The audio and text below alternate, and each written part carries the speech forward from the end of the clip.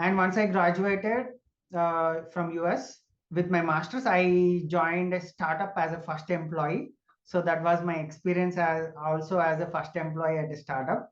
And that was based out of Silicon Valley. That's where I moved for the first time to Silicon Valley as well. And I stayed there for about a year and a half. In 2018, I felt that, okay, fortunately, I've seen whatever the best Silicon Valley could offer, job wise as an employee and finances as well. Then one thing is develop deep expertise in a high paying skill. So try to always operate at maximum point of leverage whenever you can and if it interests you. First of all, thank you, Ramsri, like coming to this podcast. So can we just start with an intro? Like you can just introduce yourself to the audience.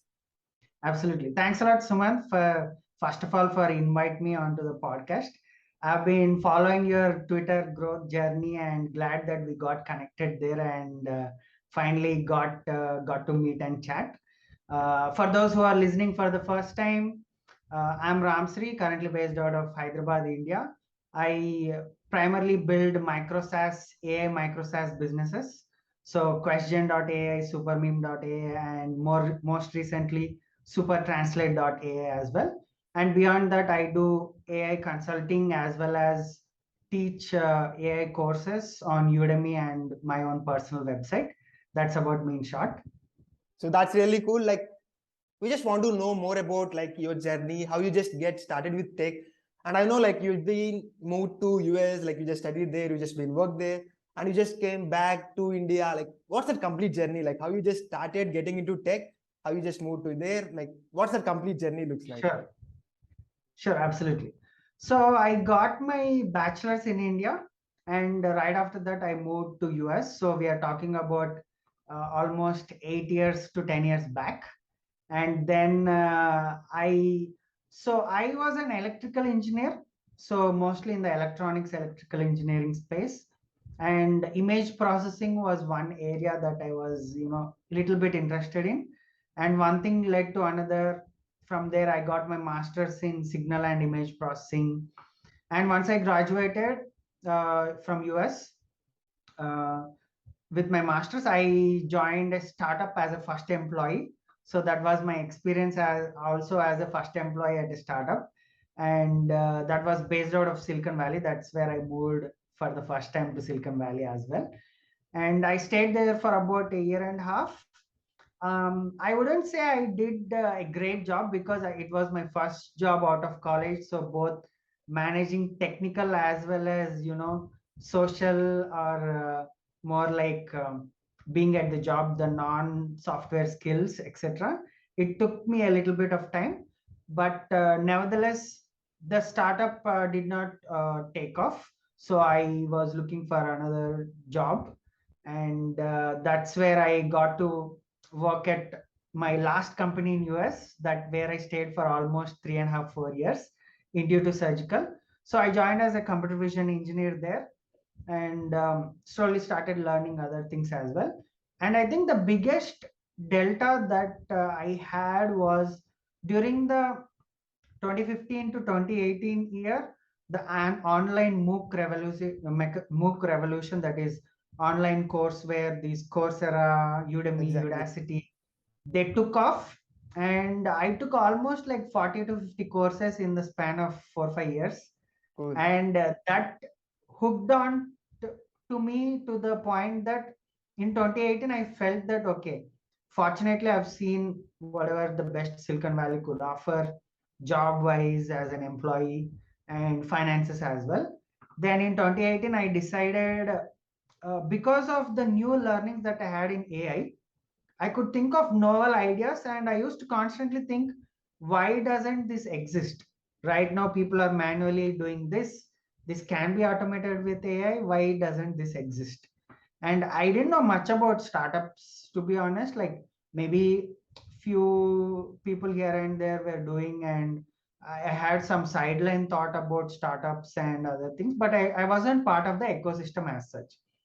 But nevertheless, I thought, so there was a recurring feeling for 6 months or more that why doesn't this startup app exist or something like that in AI?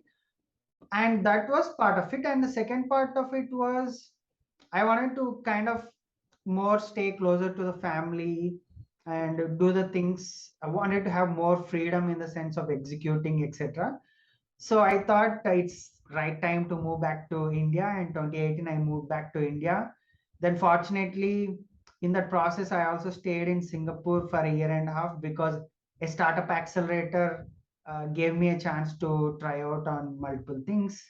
But nevertheless, because of few other reasons, we had to close down our previous startup that we got pre-seed funded from in Singapore.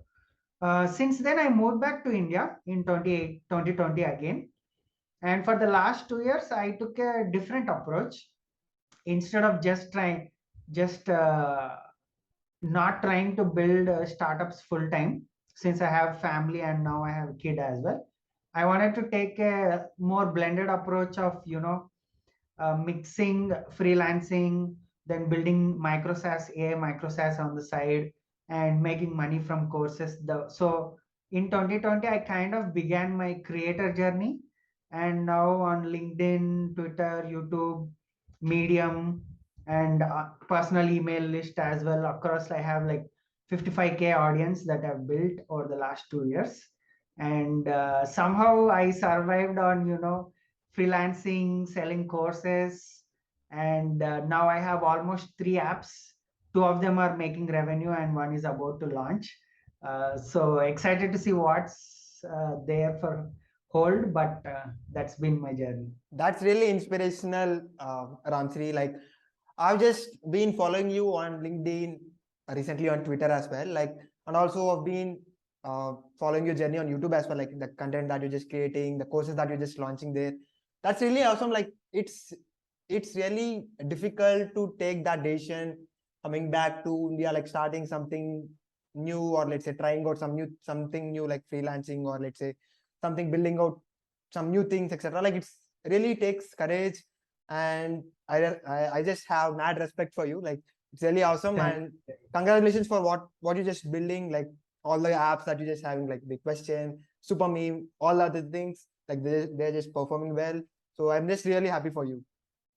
Thank you very much. Thank you very much. Ever since I got in contact with you on Twitter, LinkedIn, I think you have been a constant support in the journey. So amazing. Very glad.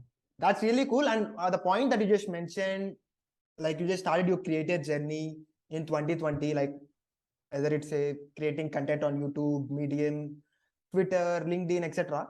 So how it's actually helped you? Like, what's your thought of starting this creator journey? How it actually helped you in your, like, whether it can be scaling up the SaaS products or etc. Like, how it actually helped you? Sure, absolutely. So in 2020, once we closed down our startup, what I did was we had some NLP code that we have built for that. So I started writing Medium blogs. Then I started posting those things on LinkedIn. I had no clue about, being a creator or creator economy, none of these words. I just started open sourcing whatever we have built, the tech that we have built, little bit in bits and pieces, sometimes in blogs or long form posts or tips and tricks that I learned, etc. And slowly people started liking that, and they started sharing to other folks, and some semi-viral posts about technical things, etc. Then slowly, it was like an addiction in the sense that every day it was kind of natural for me to wake up and at 11 a.m. to 12 a.m. I write something either technical or about my life that I've seen so far or experienced so far, and people just started following the journey. So from there it led on to other things. Slowly I started looking for like freelancing things, and people started inbound things, um, by asking, can you build this for us or things like that. Then I started there. Then slowly I released Questgen as a GitHub library. So from Medium blogs to GitHub library in last year January 2022, 2021 actually, I decided, why don't I do a course from the same content of Questgen. And I took a month off. That was a month where our newborn was born as well. And so I took a month off. I had never created courses before, but I thought but I had few videos on YouTube, so I was familiar with the process. So I took a month off and built the course and launched it. And I didn't know the actual aspect of building in public, but I thought naturally you should speak about what you're about to do Exactly. to see if people are interested. And every time I would post, if I finish a module, I would put the a PDF online, the slides show, and tell them that this is what I've built. And if you are interested, perhaps sign up for this link email list. And people started signing up. And on the first day, I think I made 10 or 20 sales. Cool. That is on Udemy when I launched. So almost about $100 or $150, something like that. And it was very magical because up until then, like likes are not money. That's what folks around me say. So that's what my mindset was. And the first time when people bought courses actually and made me money, it kind of changed my thought process about everything that I've been doing. And in the last 2 years, why I would say I am a creator, or my journey is through that, because I have 10 years of work experience, but in the last 2 years, whatever money I made, I probably made close to 100K in just freelancing in 2 years, and some about 20K in courses and little bit of SaaS, right?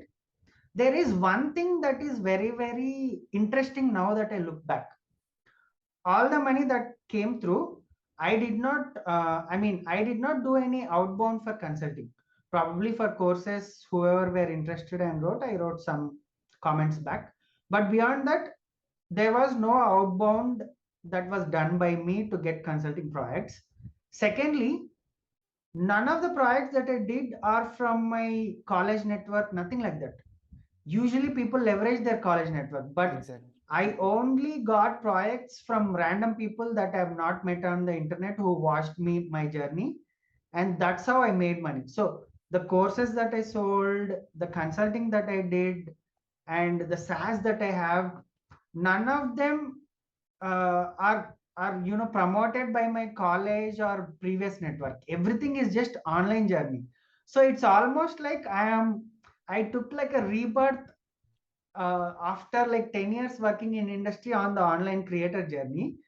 And it's so magical that now maybe 100% of my income that I get is through my network that I built last 2 years, not the network that I had previously. Of course, definitely there would be secondary side effects of my previous network sharing, amplifying, things like that.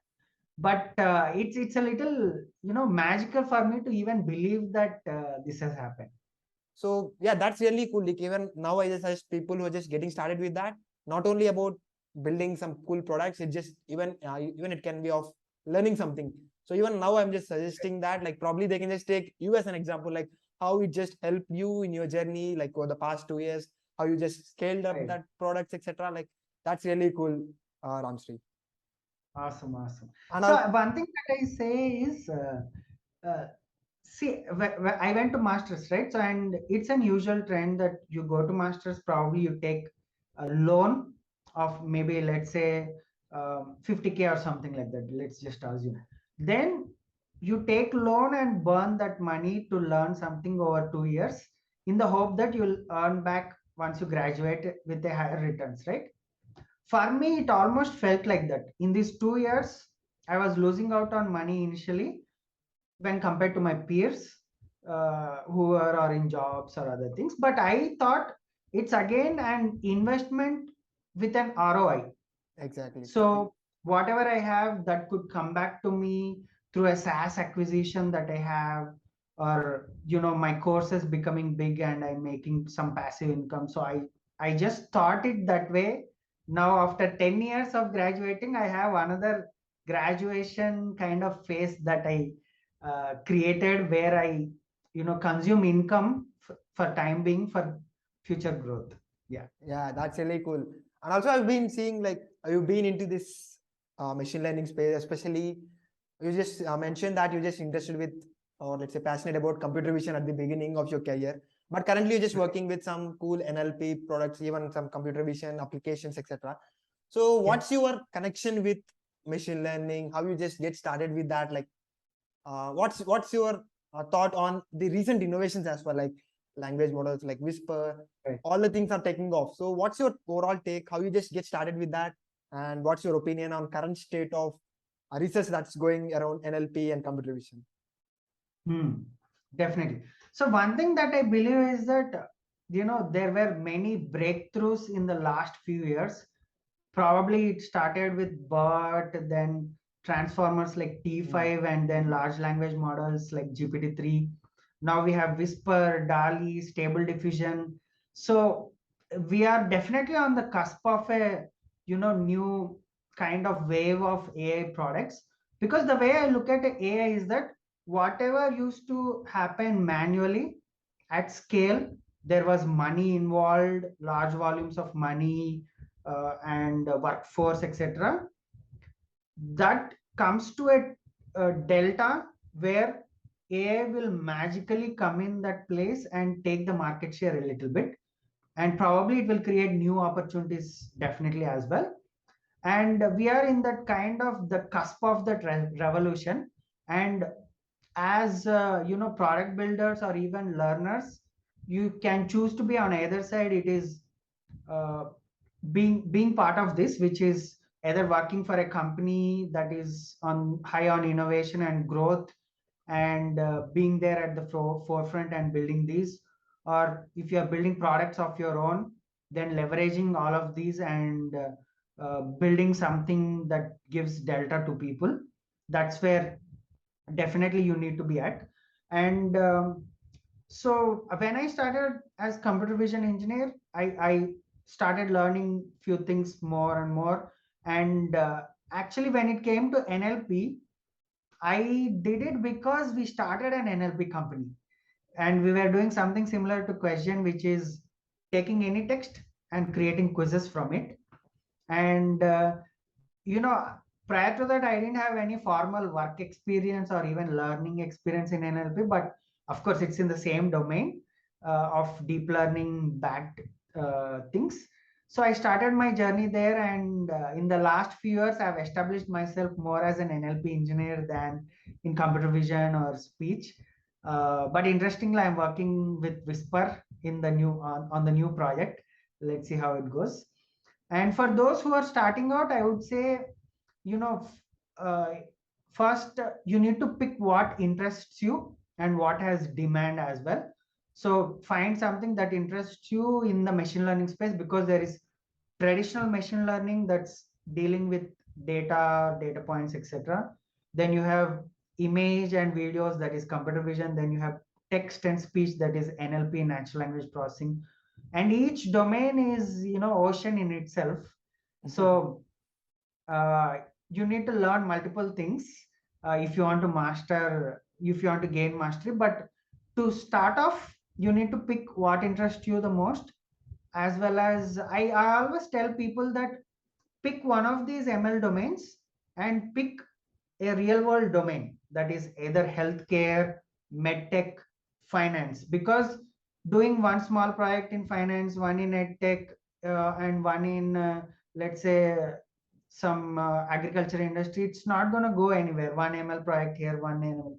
Instead of that, focus on one of these verticals, which is ML, core ML, or NLP, or CV, and also focus, add domains to it, which is finance, healthcare, or one or two domains, and do projects at this intersection. Then you are better off to get hired, or even developing domain knowledge in one vertical, Exactly. that you can build a vertical AI SaaS in that if you want in the future.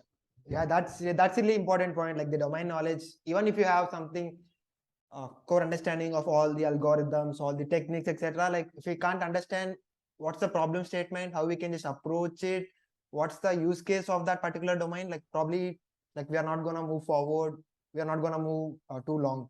So yeah, that's really good advice, Ramsri. And also I've just seen some of these startups like Copy.ai, or let's say recently Jasper. So they just leveraging all these LLMs, like all these models. What's your take on that? Like, is it that easy to utilize that like the available models and to create such a huge things? Like you have been probably experienced that, like you have been doing that, right? Like either it can be Supermeme or let's say some other Questgen, etc. Like how it how's that process, and like what do you just think about that?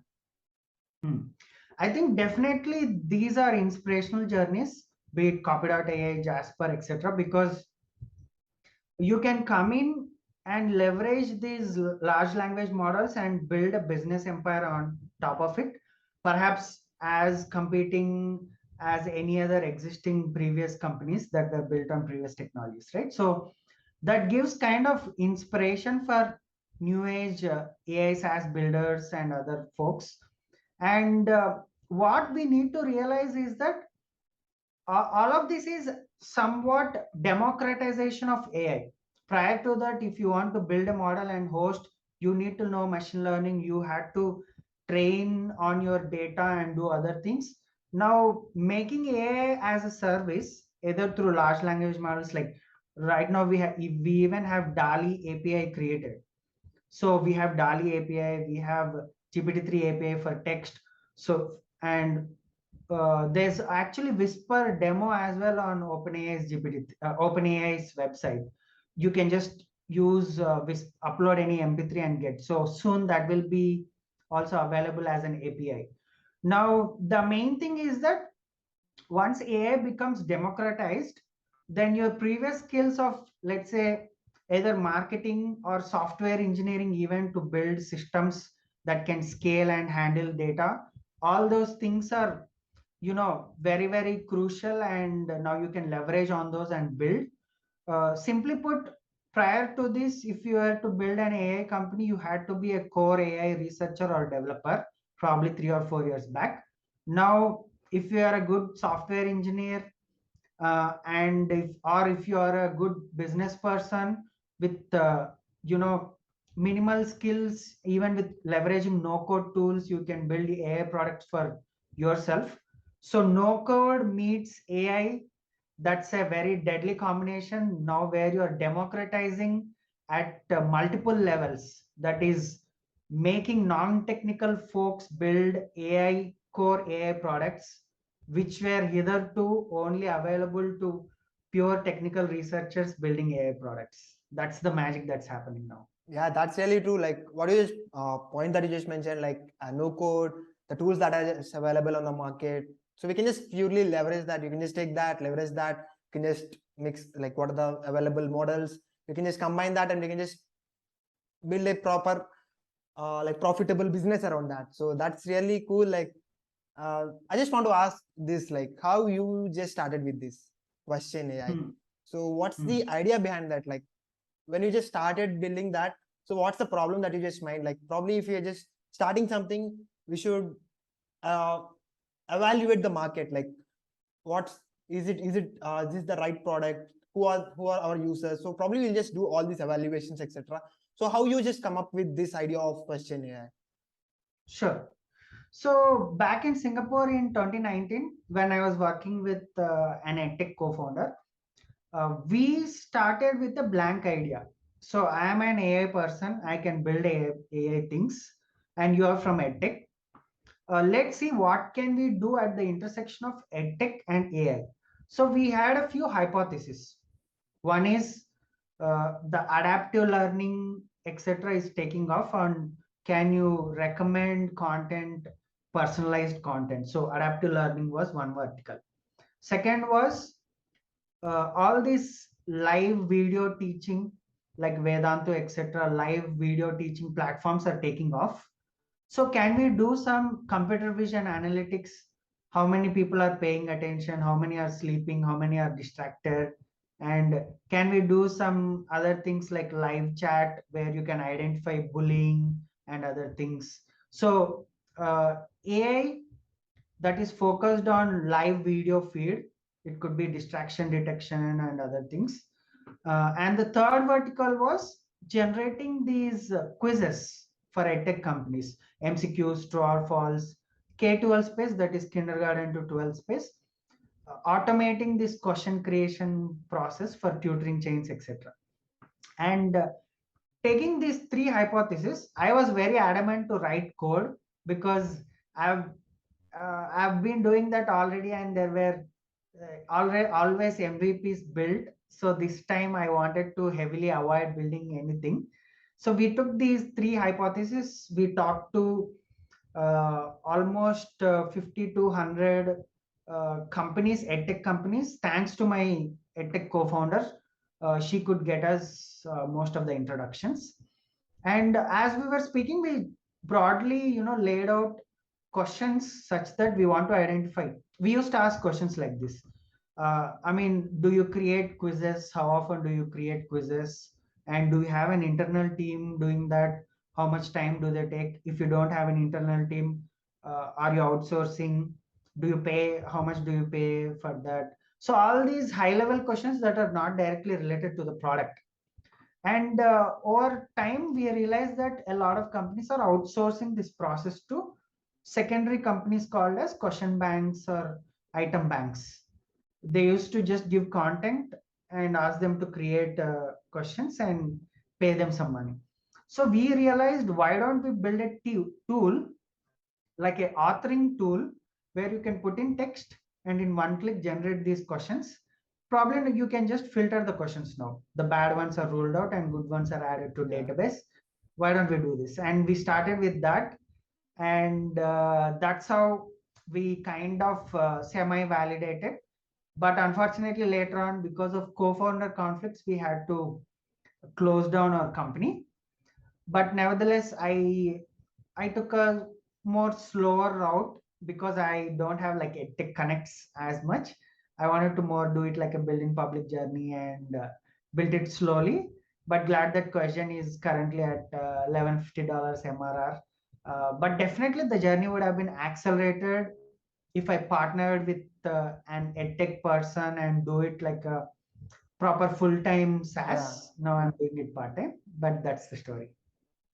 Yeah, that's really interesting, Ramsri. Like, what are the challenges that you just faced? It's not that easy, as you just mentioned. What are the challenges that you just faced in that journey? Definitely.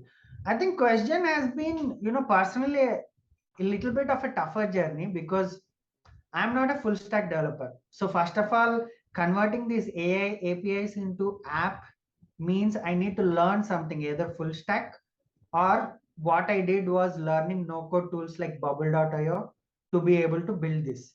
Because to build a production app, you need to handle signups, payments, database, and little bit of UI. There's quite a lot of moving parts.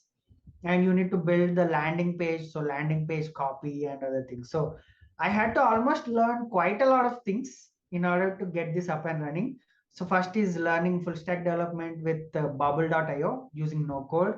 Then learning little bit of copywriting, because the first copy of mine was like using transformer models generate quizzes with GPT-3, GPT-2, and no, that's not how teachers want to listen, right? Exactly. Generate quizzes in one click, something that's what.